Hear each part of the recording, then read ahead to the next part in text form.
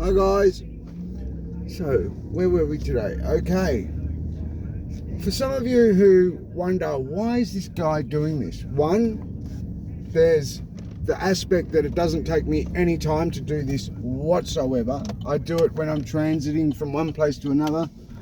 And until we get, and I can afford, FSD, test I drive myself technology where I can be doing my work while I'm driving, well, I may as well be preventing corruption in the Victorian higher offices, that in Victorian government departments. That's how I see it. So, for example, there's aside the fact that if corrupt figures in the Victorian state government want to try and use my words against me, but only count for the, only include the bits they want, or however, God only knows how they even did it.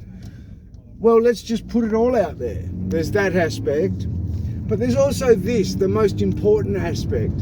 And that is if IBAC and the magistrate papacies and those in the higher offices of Victoria Police and, the anti-corruption units and the higher offices of the Victorian prison system, Corrections Victoria, the SESG, who would have had to have been well aware of the head doing AI bot, the breaking of international laws in the Victorian prison system.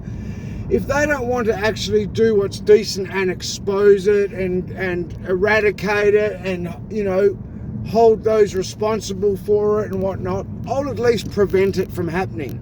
Because while I'm putting it out there every single day, there's no chance they can be breaking those laws. There's no chance, for example, the Victorian prison system can be using AI bot tech to literally mentally torture inmates when they're well aware that there's a chance somebody will stumble across it, be it a litigation lawyer, be it another inmate who just got out and goes, yeah, that's what happened to me. So that's why I do this. Doesn't take me any time. I'm in a car anyway, going where I'm going. 2 seconds, post, boom.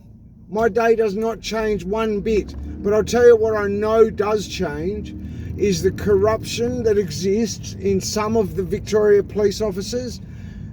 A lot of Corrections Victoria and the prison system, the magistrates who are well aware of the sport, and a lot of the politicians who are well aware of it, but it's too hard. That's the other aspect as well, to be honest, quite frank.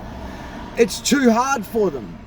Because, for example, if they were to shoot and miss, for argument's sake, and there was no hard evidence or whatnot, it could arguably be career destroying, what have you.